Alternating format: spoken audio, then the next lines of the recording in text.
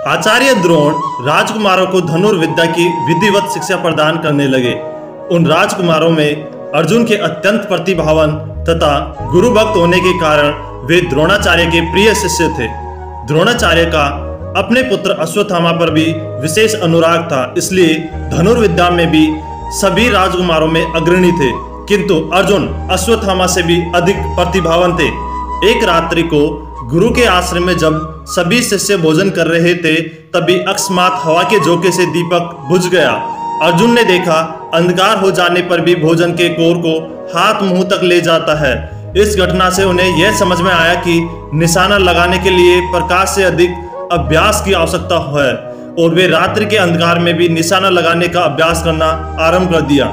गुरु द्रोण उनके इस प्रकार के अभ्यास से अत्यंत प्रसन्न हुए और उन्हें अर्जुन को धनुर्विद्या के साथ ही गदा, तोमर, तलवार आदि शस्त्रों के प्रयोग में निपुण कर दिया।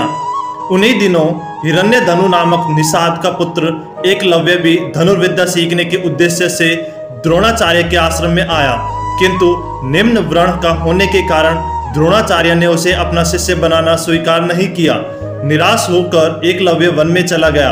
उसने द्रोणाचार्य की एक मूर्ति बनाई और उस मूर्ति को गुरु मानकर धनुर्विद्या का अभ्यास करने लगा। एकाग्रचित्त से साधना करते हुए अल्पकाल में ही वह धनुर्विद्या में अत्यंत निपुण हो गया। एक दिन सारे राजकुमार गुरु द्रोण के साथ आखेट के लिए उसी वन में गए, जहां पर एकलव्य आश्रम बनाकर धनुर्विद्या का अभ्यास कर रहा था। राजकुमारों का कुत्ता भटक कर एकलव्य के आश्रम में जा पहुंचा। एकलव्य को देखकर वह भौंकने लगा। इससे क्रोधित होकर एकलव्य ने उस कुत्ते को पर अपना बाण चलाकर उसके मुंह को बाणों से भर दिया। एकलव्य ने इस कौशल से बाण चलाए थे कि कुत्ते को किसी प्रकार की चोट नहीं लगी, किंतु बाणों से बिंद जाने के कारण उसका भौंकना बंद हो गया।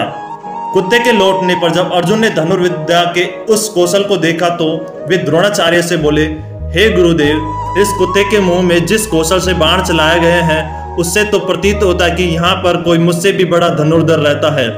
अपने सभी शिष्यों को लेकर द्रोणाचार्य एकलव्य के पास पहुंचे और पूछे, हे वत्स, क्या ये बाण तुम ही ने चलाया है? एकलव्य के स्वीकार करने पर उन्होंने पुनः प्रश्न किया, तुम्हें धनुर्विद्या की शिक्षा देने वाले कौन है? एकलव्य ने उत्तर दिया, गुरुदेव, मैंने तो आपको ही गुरु स्वीकार करके धनुर्विद्या सीखी है।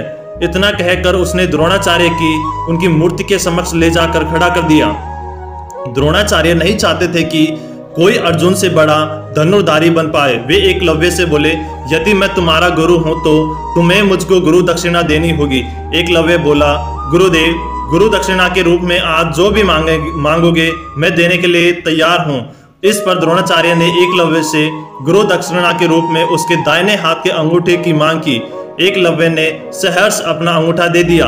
इस प्रकार एकलव्य अपने हाथ से धनुष चलाने में असमर्थ हो गया तो अपने पैरों से धनुष चलाने का अभ्यास करना आरंभ कर दिया। प्लीज हमारे चैनल को जरूर सब्सक्राइब कर देना। प्लीज जरूर सब्सक्राइब कर देना। आपके एक सब्सक्राइब से हमें बहुत मोटिवेशन मिलता है, इसलिए प्लीज हमारे चैनल को जरूर सब्सक्राइब कर देना।